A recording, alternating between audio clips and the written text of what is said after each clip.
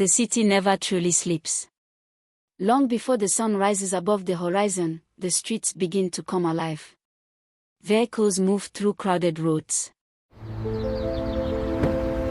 Success doesn't wait for miracles. Lord, I still believe, but I don't understand.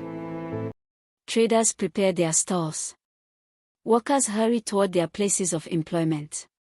Families wake up to another day of responsibilities, expectations, dreams, and battles that nobody else can see. In a city filled with millions of people, two sisters are living two very different lives. Their names are Grace and Faith. They were born into the same family. They were raised by the same mother. They shared the same childhood memories, the same home, the same laughter, and the same struggles. But somewhere along the journey of life, they began walking in different directions. Grace is 38 years old. She is intelligent, ambitious, disciplined, and successful. Through years of hard work and sacrifice, she has built a respected career as a corporate executive. She lives in a beautiful home. She dresses elegantly. She drives a luxury vehicle. She knows how to negotiate, how to manage people, and how to get results. When Grace walks into a room, people notice her confidence. She has learned to take control. She has learned not to depend on anyone. And most importantly, she has convinced herself that she does not need God. To Grace, life is simple. If you want something, work for it. If you fail, work harder. If someone hurts you, protect yourself. If you want security, create it yourself. She believes that success belongs to those who are strong enough to pursue it. And so, every morning, Grace enters her corporate office with the confidence of a woman who believes she is in control of her destiny. But there is another side of Grace that nobody sees. Behind the expensive clothes is a woman who is tired. Behind the confidence is fear. Behind the success is an emptiness she refuses to acknowledge. Grace has learned how to build a successful life. But she has never learned how to deal with a wounded heart. She has also been divorced, and she is raising her teenage daughter while trying to maintain the image of a woman who has everything under control. Her daughter sees more than Grace realizes.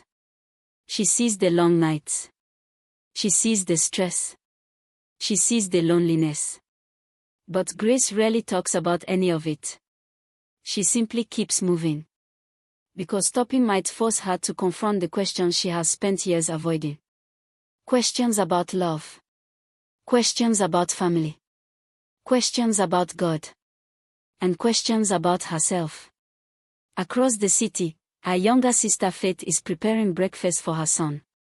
Faith is 34. Her life is far less glamorous than Grace's. She lives modestly. She works hard to provide for her son. And after losing her husband, she has carried the responsibilities of motherhood largely on her own. But every morning, before beginning her day, Faith takes a few quiet moments to pray. She opens her Bible. She bows her head. And she speaks to God. Lord, thank you for another day. Her voice is soft. Her faith is genuine. But it is not perfect. Faith has questions. She has experienced enough pain to know that believing in God does not mean life will always be easy. She has prayed for things that never happened. She has cried for answers that never came. She has watched people she loves suffer. Sometimes she wonders why God allows certain things to happen. Sometimes she wonders whether heaven is listening. Yet she continues to pray. She continues to believe. She continues to hope. Faith looks at her sleeping son and whispers, Lord, I still believe, but I don't understand. She gently touches his head. For Faith, motherhood is both her greatest joy and her greatest responsibility. She knows what it means to worry about tomorrow. She knows what it means to count money before spending it. She knows what it means to smile in front of a child while quietly wondering how she will make it through the next month. Yet she still holds on to God. Grace and Faith are sisters. but their relationship has become complicated. They love one another, but they rarely understand one another. Grace thinks Faith depends too much on prayer. Faith thinks Grace depends too much on herself. Grace believes Faith needs to become stronger. Faith believes Grace needs to surrender. Neither sister realizes that they are both wounded. They simply express their wounds differently. Grace hides behind achievement. Faith hides behind faith. And between them stands one woman who has never stopped praying for them. Their mother. Mama Esther. Mama Esther is 67 years old. She is a devoted Christian woman whose greatest treasure is not money or possessions, but her family. She has endured loss. She has faced hardship. She has raised her daughters through difficult seasons. And through every storm, she has continued to trust God. Every morning, she prays for grace. Every morning, she prays for faith. She knows that Grace has a good heart. She knows that Faith is struggling more than she admits. And she knows something neither daughter understands. Their lives are about to change. Success doesn't wait for miracles.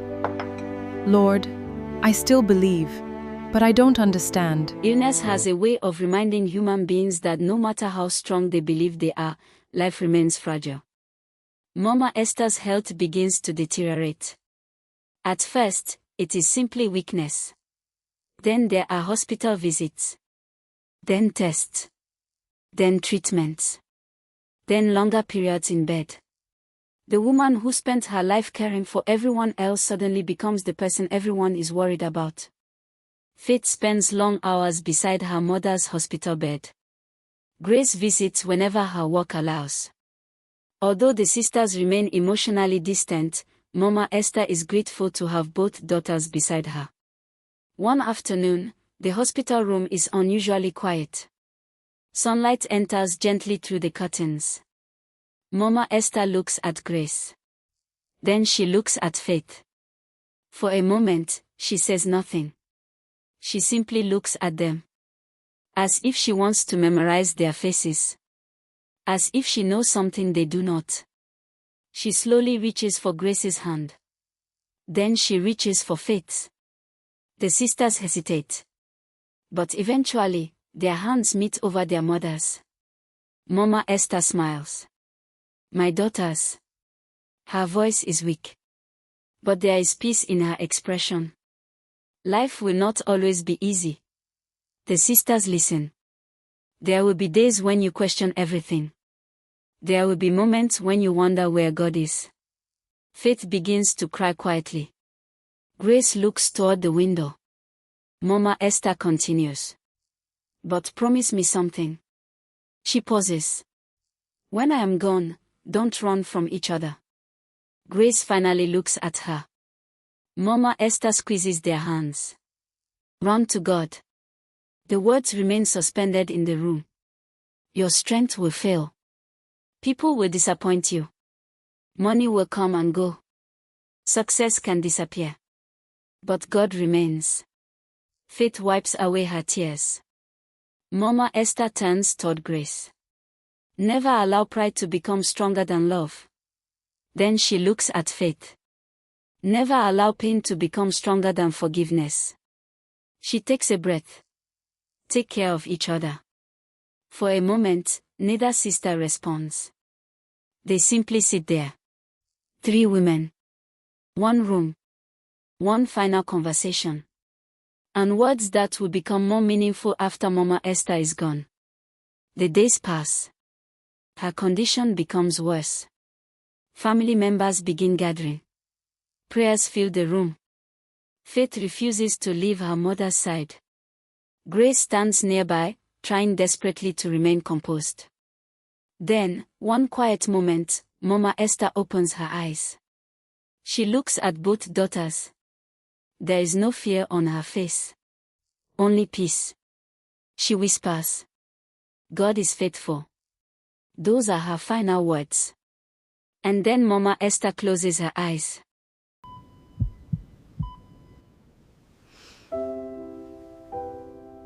Don't run from each other. Run to God. The woman who spent her life praying for her daughters has finally gone to be with the God she trusted. Grace stands frozen. Faith breaks down in tears. And for the first time, both sisters understand what they have lost. Their mother is gone. Goodbye, Mama. Life goes on. The voice that held their family together is silent. But her final instruction remains. Don't run from each other. Run to God. The funeral comes. The church is filled with family, friends, neighbors, and members of Mama Esther's congregation. Songs of worship fill the air.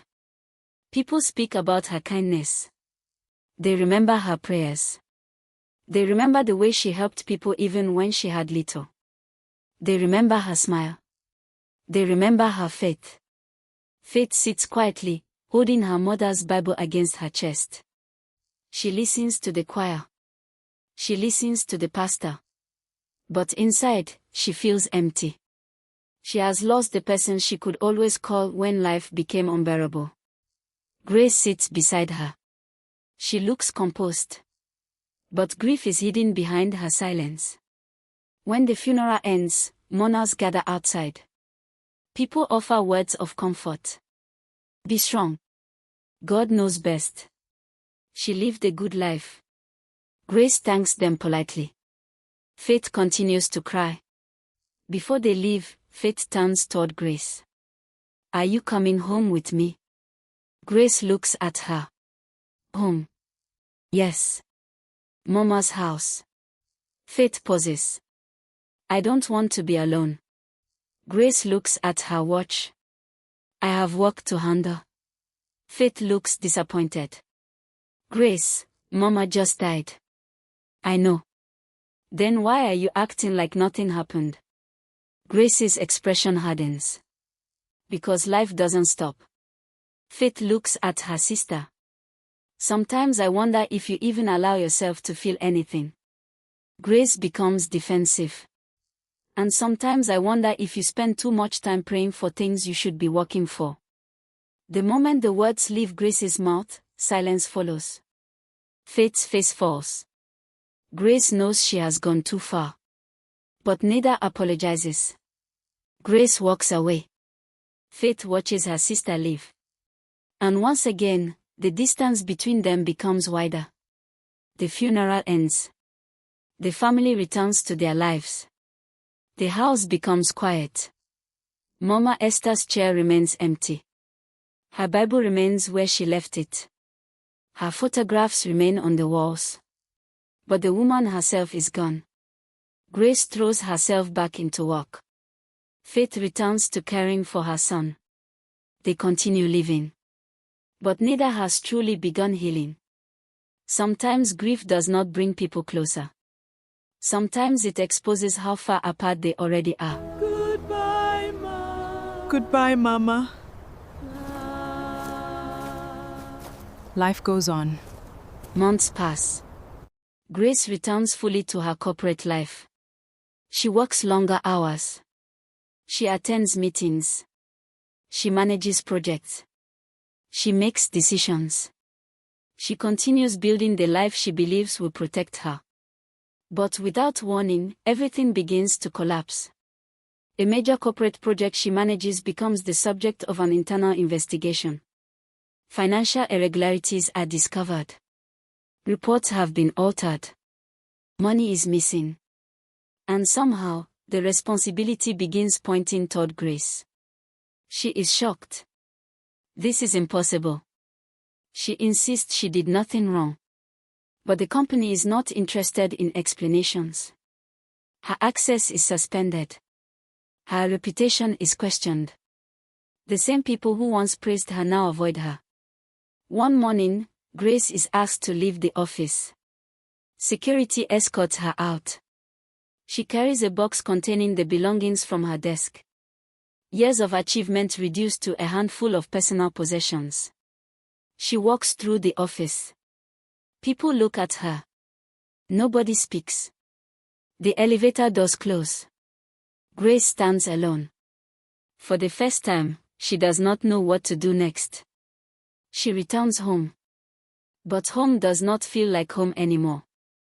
Her financial situation becomes worse. An investment she trusted turns out to be fraudulent. Money she had saved disappears.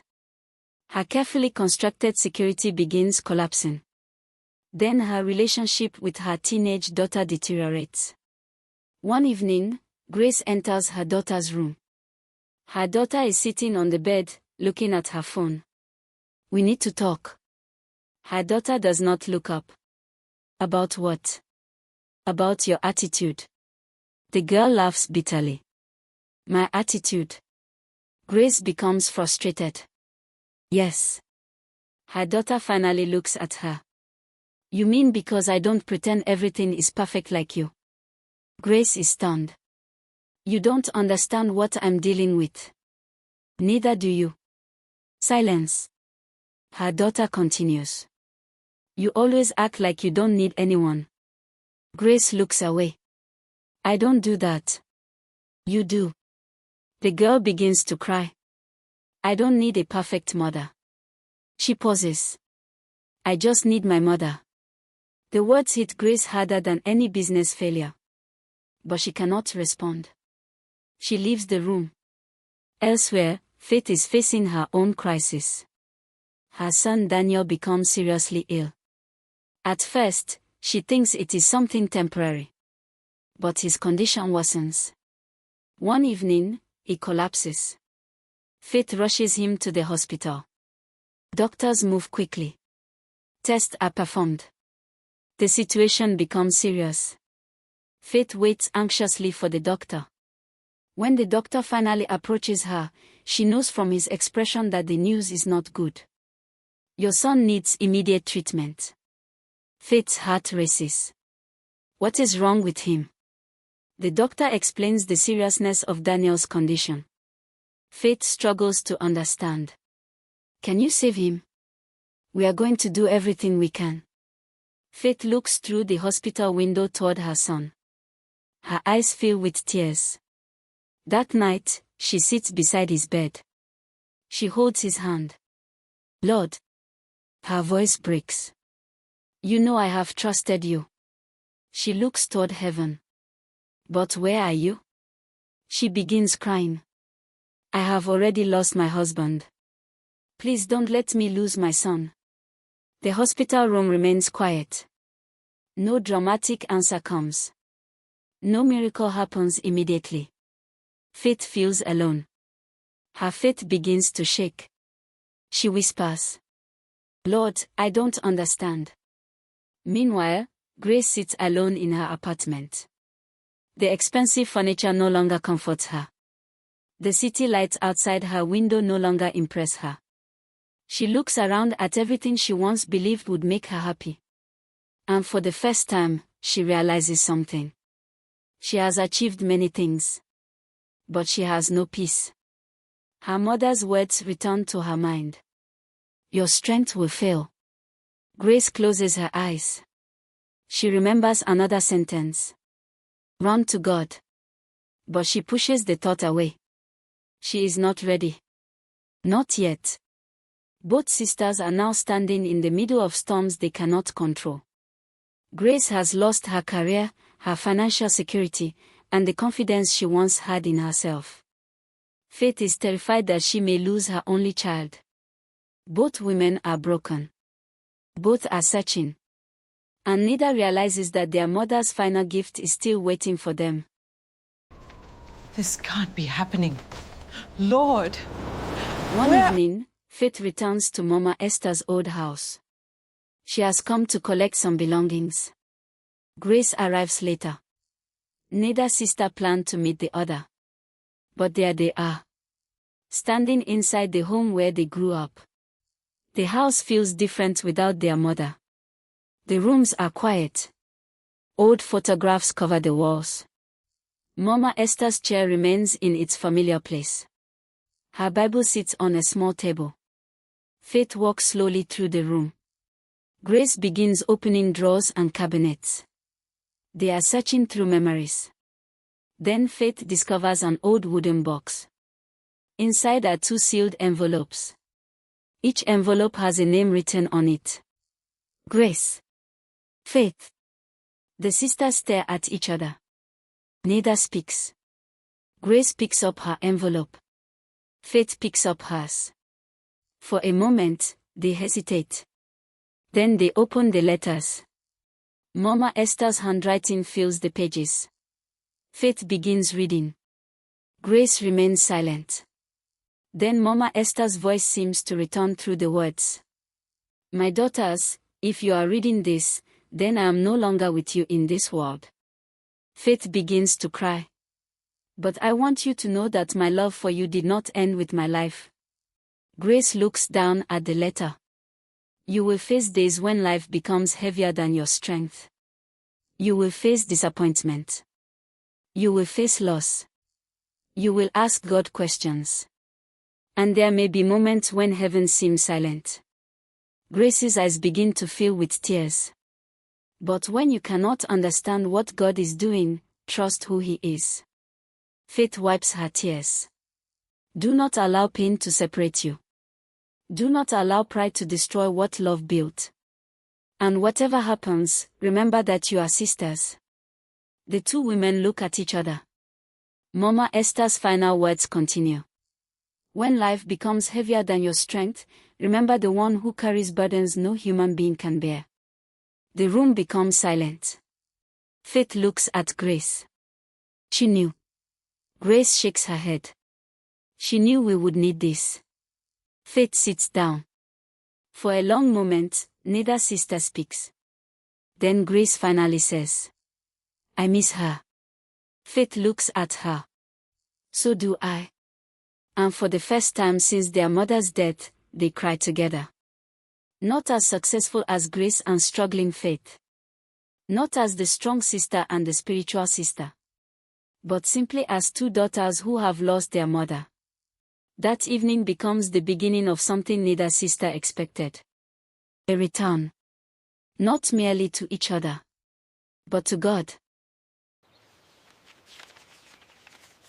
When life becomes heavier than your strength, remember the one who carries burdens no human can bear. The sisters begin meeting regularly. At first, it is uncomfortable. They do not know how to talk to each other anymore. Years of unresolved conflict have created walls between them. But Mama Esther's letters keep bringing them back. They begin reading the Bible she left behind. At first, Grace reads reluctantly. She does not understand why she is doing it. But she keeps coming. One evening, the conversation becomes heated. Grace closes the Bible. I don't know if I can do this. Faith looks at her. Do what? Believe. Faith remains quiet. Grace continues.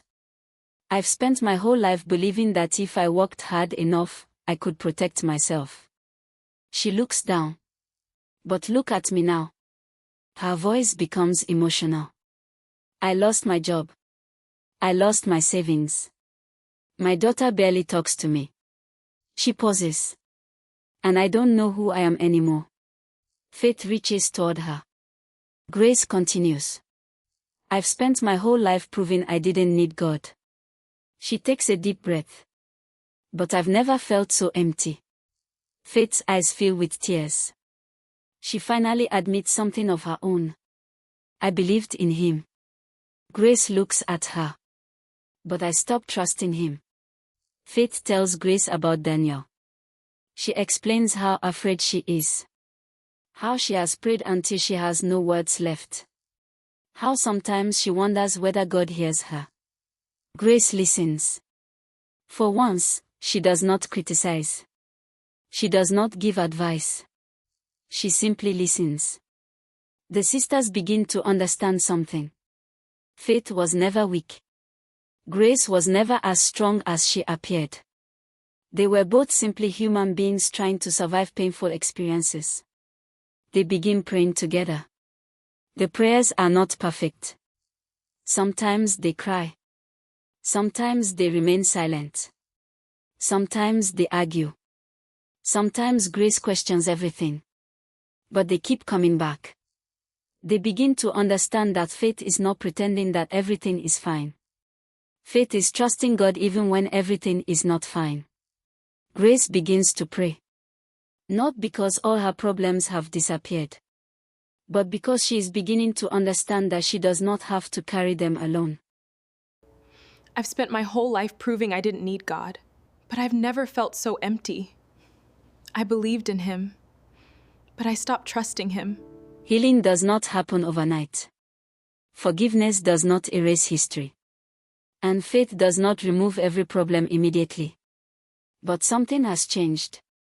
The sisters have changed. They begin spending more time together.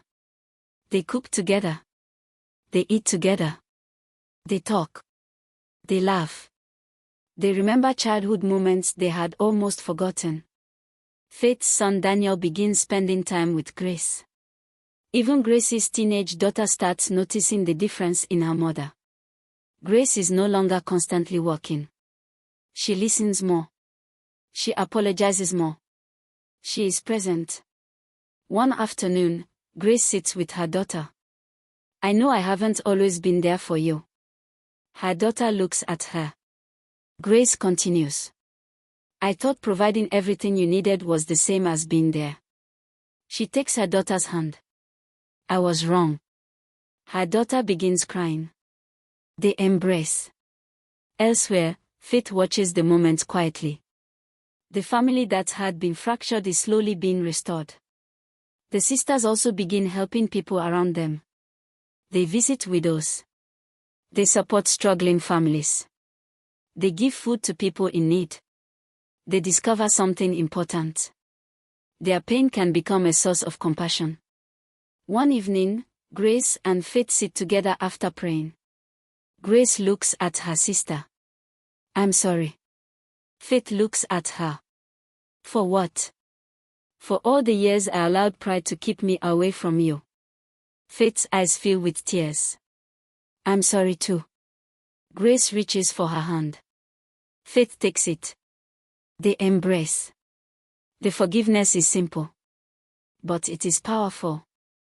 They are no longer trying to prove who was right. They are learning how to love again. And through their mother's absence, they are discovering the God she spent her entire life pointing them toward. I'm sorry. I forgive you. Then another storm comes. Daniel's condition becomes worse. Doctors determine that he needs surgery. Faith is terrified. She stands beside her son's hospital bed. Daniel looks at her. Mom, am I going to be okay? Faith forces a smile. Yes, my son. She kisses his forehead. God is with you. But after Daniel is taken toward the operating room, Faith breaks down. Grace stands beside her. Faith begins crying. What if something happens to him? Grace embraces her. We will trust God. Faith looks at her. How? Grace takes a deep breath. I don't know. She pauses. But we will. The hospital corridor becomes quiet. Faith watches as the doors close behind her son. Grace sits alone. For the first time in decades, she kneels. There is no audience. No business meeting. No reputation to protect. No image to maintain. Only Grace. Broken. Afraid. And finally honest. She closes her eyes. Lord. She struggles to speak. If you're real. She pauses. I need you. Tears roll down her face. I'm not asking you for money. I'm not asking you for success. I'm not asking you to make me powerful. She bows her head. I just need you. She remains there in silence. And something inside her changes. For the first time, Grace is not trying to control the outcome. She is surrendering it. Faith joins her. The two sisters hold hands. And together, they pray. Lord, let your will be done. The surgery begins. Minutes become hours. The sisters wait. They talk. They cry. They pray. They remember Mama Esther. They remember her words. Run to God. And for the first time, they understand what she meant. God was not promising them a life without pain. He was promising them that they would never have to walk through pain alone. Lord, if you're real, I need you. The operating room doors finally open. A doctor walks toward them. Faith immediately stands. Doctor. The doctor smiles. The surgery was successful. Faith covers her mouth. Tears fill her eyes. She looks toward heaven. Thank you, Lord. Grace embraces her. They cry together. But something is different.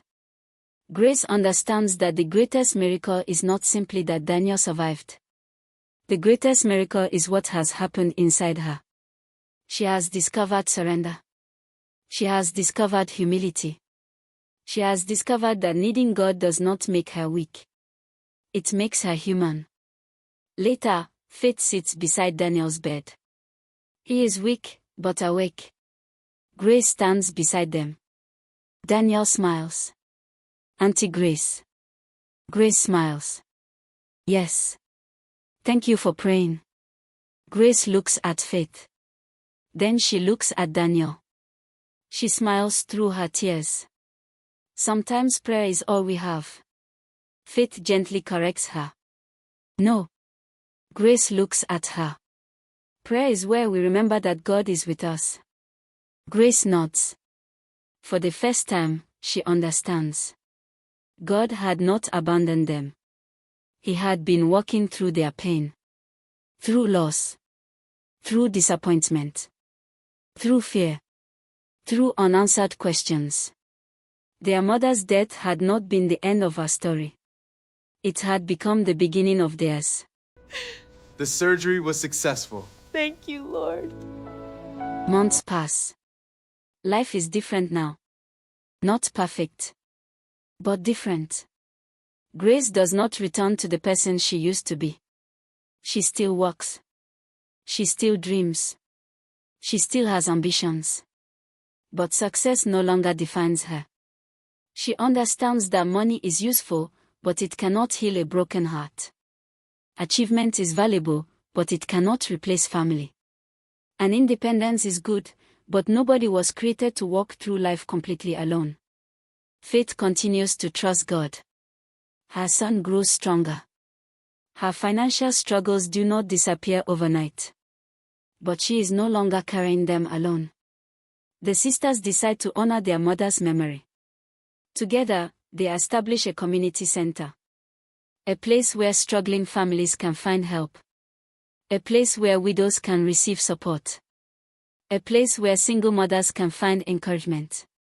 A place where people who feel forgotten can discover that someone still cares. The work becomes their testimony. They understand that God did not waste their pain. He transformed it into compassion. The same women who once struggled to understand each other are now serving others together. Grace distributes food. Faith comforts a widow. They provide clothing. They support families. They pray with people. They listen to stories of hardship. And every time someone asks why they do it, they remember their mother. Mama Esther. The woman who taught them that faith is not merely something you say. Faith is something you live. One Sunday morning, the sisters stand together inside church. The congregation worships. Hands are raised. Voices fill the room. Faith closes her eyes. Grace looks around.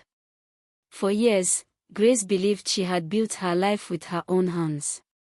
Now she understands that even the strength she used to build her life was a gift. She looks toward the heavens and whispers, "Thank you, Lord." Faith takes her hand. They stand together. No longer divided. No longer carrying their pain separately. They are sisters again. And they are daughters of a God they have finally learned to trust. As the worship continues, Mama Esther's voice returns through the memories preserved in her letter. Life will break your heart. People will disappoint you. Money will come and go. But those who trust in the Lord will never stand alone. The words echo gently over the final images of the sisters serving their community. Two women who once walked separate paths. Two women who questioned God in different ways. Two women who discovered that faith does not mean having every answer. Sometimes faith means continuing to trust when you have no answers. Sometimes faith means praying when heaven appears silent. Sometimes faith means forgiving when pride tells you not to. Sometimes faith means surrendering what you cannot control. And sometimes the greatest miracle is not that God changes the situation. It is that He changes you while you are waiting. Grace once believed success could save her. Faith once believed faith should always produce immediate answers. Both were wrong. Because life is not measured only by what we gain. It is measured by who we become. Their mother had left them a legacy. Not wealth. Not property. Not status. She left them something far greater. She left them faith. And through the darkest season of their lives, they finally discovered what she had been trying to teach them all along. God may not always answer when we want. He may not always explain what He is doing.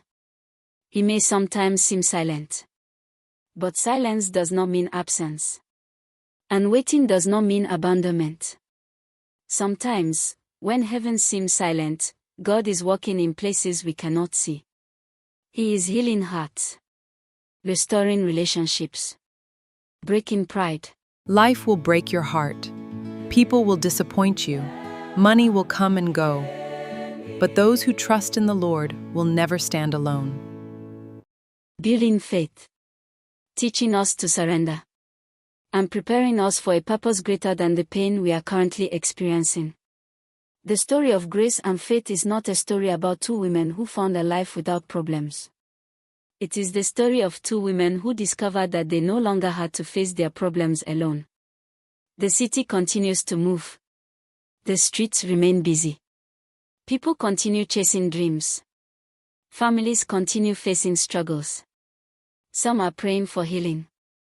Some are waiting for financial breakthroughs. Some are grieving. Some are questioning God. Some are wondering why their prayers seem unanswered. And perhaps, somewhere among them, someone is asking the same question grace and faith once asked. Where is God? The answer may not always come as a voice from heaven. Sometimes it comes through a person who refuses to leave you. Sometimes it comes through a door that opens unexpectedly. Sometimes it comes through strength you did not know you possessed.